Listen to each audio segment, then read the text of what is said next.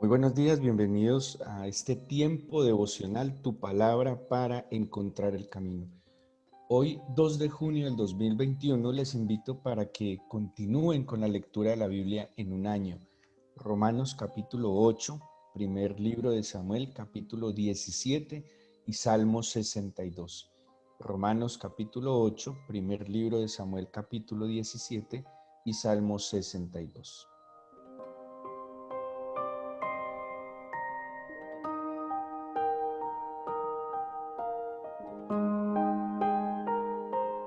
Vamos a continuar con la epístola de Pablo a los romanos. Ayer leíamos cómo en la experiencia del camino de Pablo, pues él plantea una dificultad que seguramente muchos creyentes hemos tenido, y es esa dificultad de vivir la vida agradable al Señor, que también es agradable a nosotros. Y Pablo lo expresa, pareciera de manera redundante, cuando dice, quiero hacer el bien, pero termino a hacer el mal que no quiero. ¿Sí? Y va a redundar un poco sobre estas palabras. El capítulo 7 termina con una declaración extraordinaria de fe, donde él dice que pues da gracias al Señor por Jesucristo, porque es quien le va a dar la pauta y la respuesta.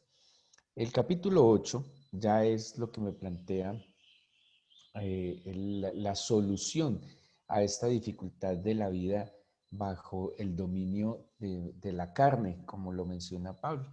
Y hablábamos que cuando él se refiere a la carne es la vida que se fundamenta en lo material, en lo físico, en la misma mente. Cuando se estudia, de hecho, en las palabras originales griegas muchas veces se utiliza mente cuando se refiere a la carne. O sea, que hace referencia a mí mismo, a mis impulsos, a mis deseos, a mi ego también. Dice el versículo 1 del capítulo 8 de Romanos: ahora pues ninguna condenación hay para los que están en Cristo Jesús, los que no andan conforme al Espíritu, los que no andan conforme a la carne, sino conforme al Espíritu. Aquí vamos a encontrar 4 palabras muy importantes de la respuesta, de la solución que da San Pablo.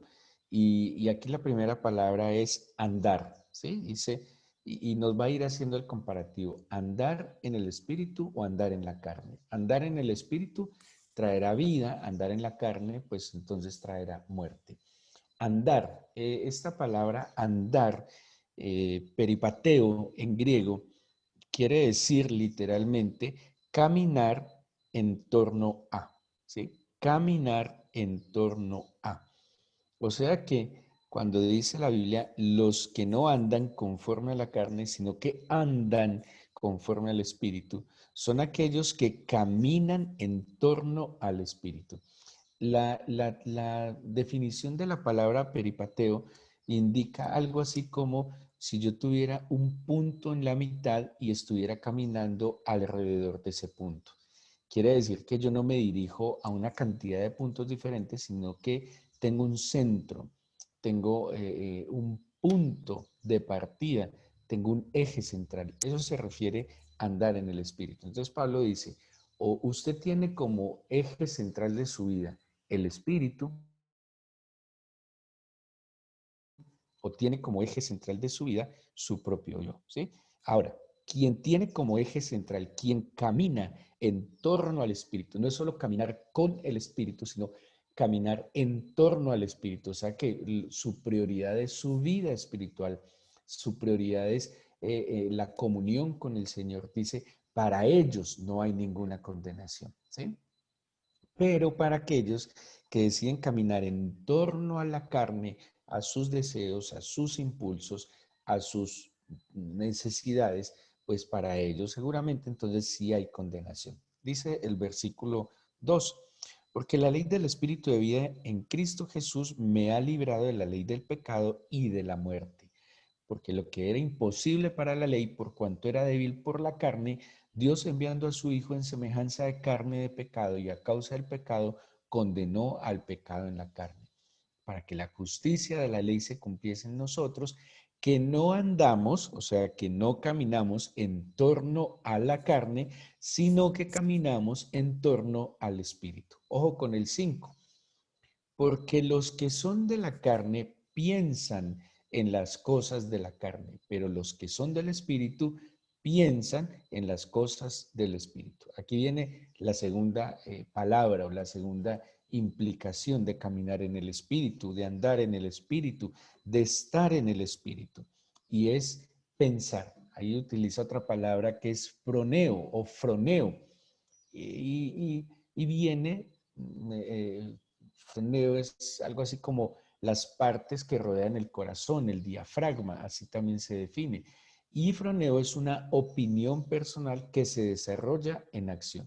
Entonces aquí no es simplemente una idea, no es simplemente un pensamiento vago, no es simplemente pues como imaginaciones, sino que pensar en el espíritu implica una acción. O sea, que los que son de la carne, algo así como que piensan y actúan conforme a la carne, pero los que son del espíritu piensan y ejecutan esos pensamientos conforme al espíritu. Entonces, Gálatas 5 nos pone muy claro este paralelo. Ojalá tengan el tiempo más tarde de hacer este paralelo. En Gálatas 5 están el fruto del espíritu y los frutos de la carne. Entonces usted puede hacer una listica en dos columnas comparativas.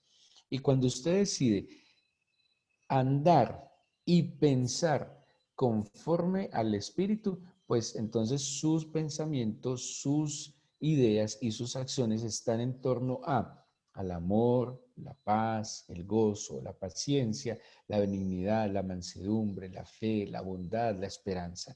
Pero si su mente, si sus pensamientos y si su caminar está en torno a la carne, entonces ella dice, manifiestas son las obras de la carne, pues que en este momento ni las quiero mencionar, pero en Gálatas 5:22 está muy clara esta descripción. Ahora, dice el versículo 6, porque el ocuparse de la carne es muerte, pero el ocuparse del espíritu es vida. Aquí ya tenemos tres palabras que nos pone Pablo en un paralelo acerca de lo que es el capítulo 7, la vida desastrosa, miserable. Así lo define Pablo. Esta vida es miserable, miserable de mí. ¿Quién me librará de este cuerpo de muerte? Entonces, algo así Pablo nos está llevando en un análisis como de cuál es la vida miserable del creyente. Vuelvo y digo, del creyente, porque el que no es creyente, pues lo malo le da lo mismo. Hacer lo malo, no quiere hacer lo bueno, ¿sí? Se deleita en hacer lo malo. Pero bueno, este es un buen punto. Un indicador de que alguien tiene la presencia del Señor, por lo menos el Espíritu del Señor ha venido a morar en él, es que hay lucha.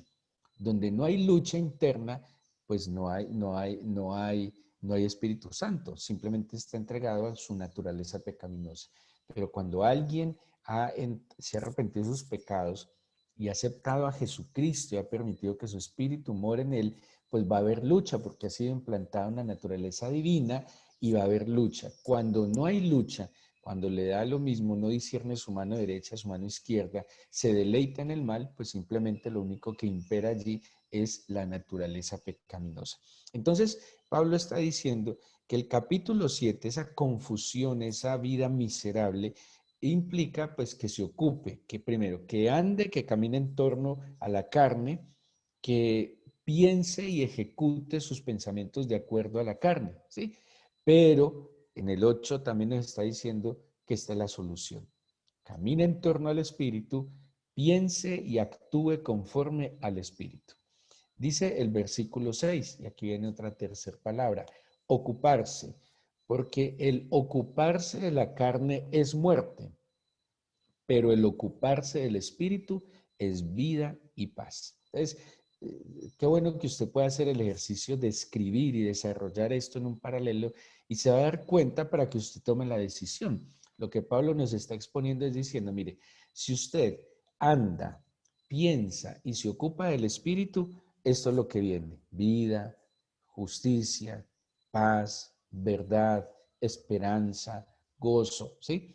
Pero si usted decide andar, pensar y ocuparse de la carne, pues es esto también lo que va a venir: frustración, una expectación de amargura, de fracaso, muerte, tristeza, melancolía, depresión, angustia. Claro, ¿por qué? Porque, por ejemplo, si usted está enfocado en el dinero, si usted está enfocado en sus bienes materiales, eso es andar, pensar y ocuparse de la carne. Si para usted lo más prioritario es el vestido de moda, el celular de moda, los zapatos de moda, el ir de vacaciones al lugar de moda y no lo logra tener, pues va a traer lo que son las consecuencias de andar, pensar y ocuparse de la carne. Pero si usted está andando, pensando y ocupándose en el espíritu de ser obediente a Dios, de amar, de perdonar, de sembrar buena semilla, de tener actos de generosidad, de hacerle bien a su prójimo, pues eso es ocuparse del espíritu y no le va a traer esa condición de ser un miserable en la vida. Dice el versículo 7: por cuanto los designios de la carne son enemistad contra Dios, porque no se sujetan a la ley de Dios ni tampoco pueden. Y los que viven según la carne no pueden agradar a Dios.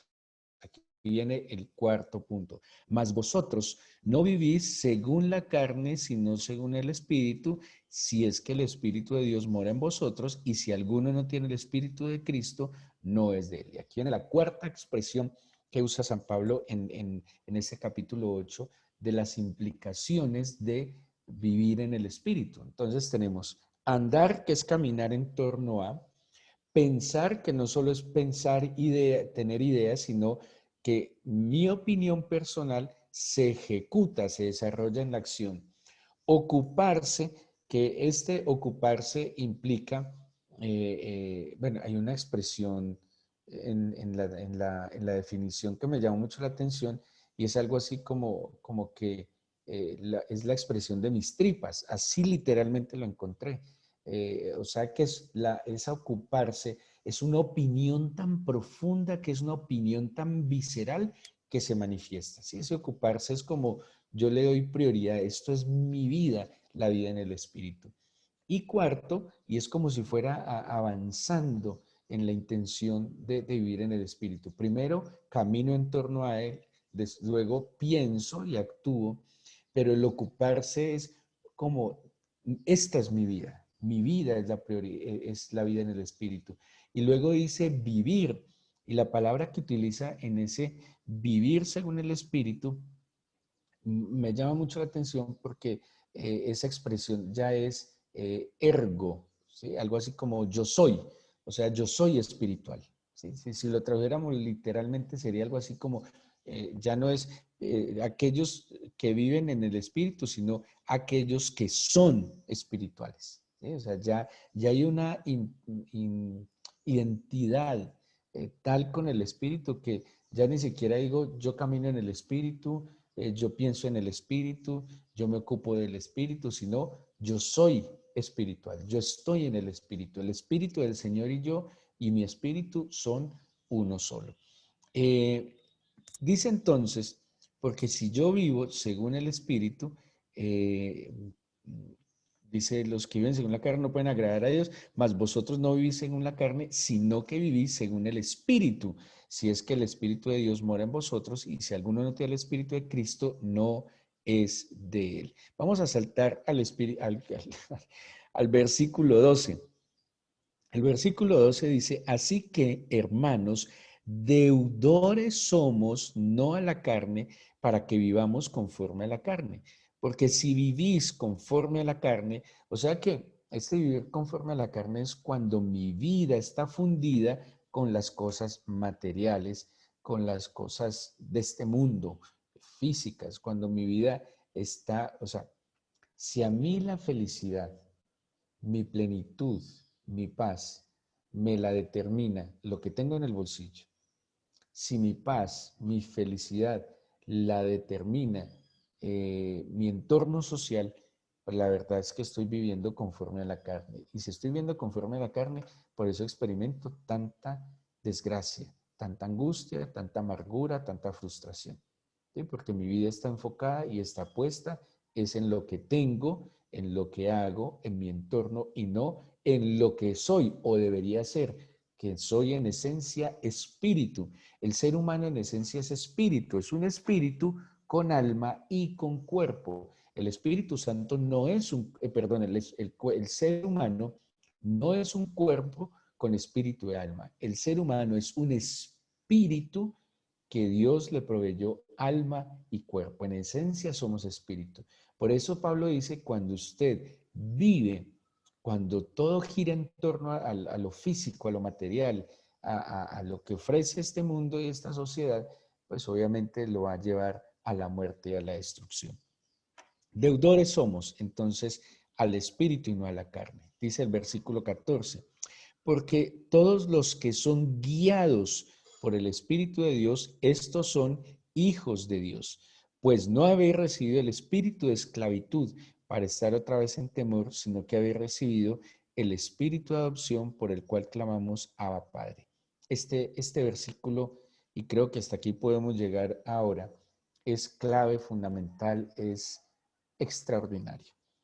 Aquí hay dos cosas entonces, además de andar, pensar, ocuparse y vivir.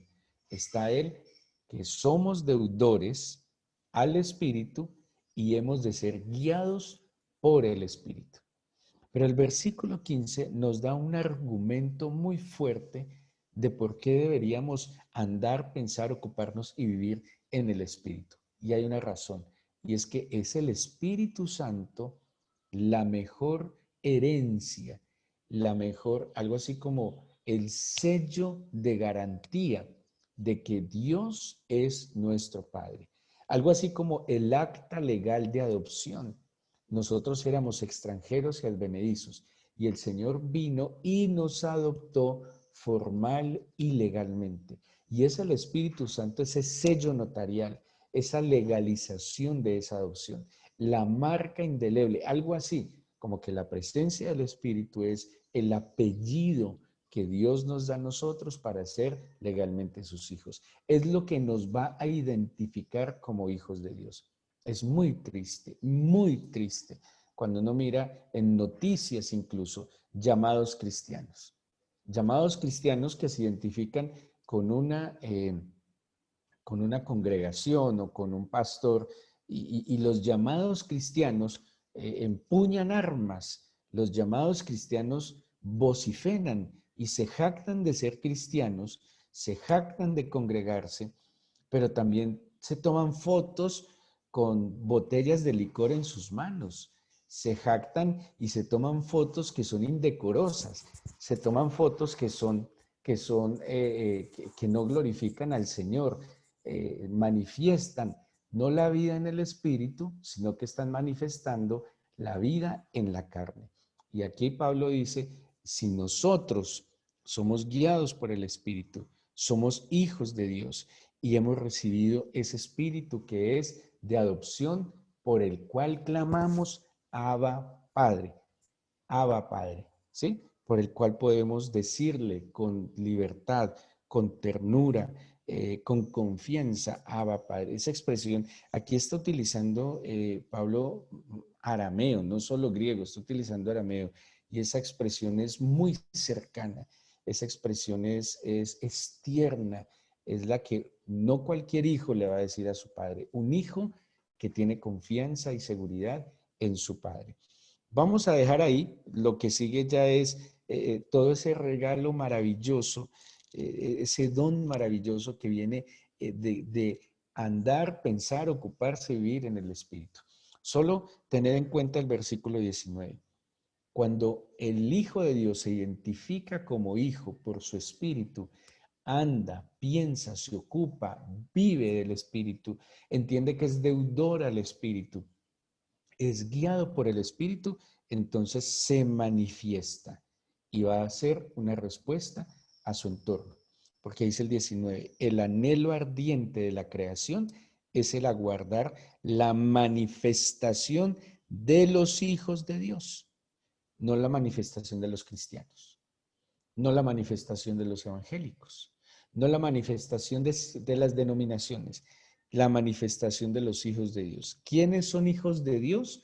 Son hijos de Dios, no los que dicen ser hijos de Dios. Son hijos de Dios los que andan, piensan, se ocupan, viven, son guiados y son deudores al Espíritu.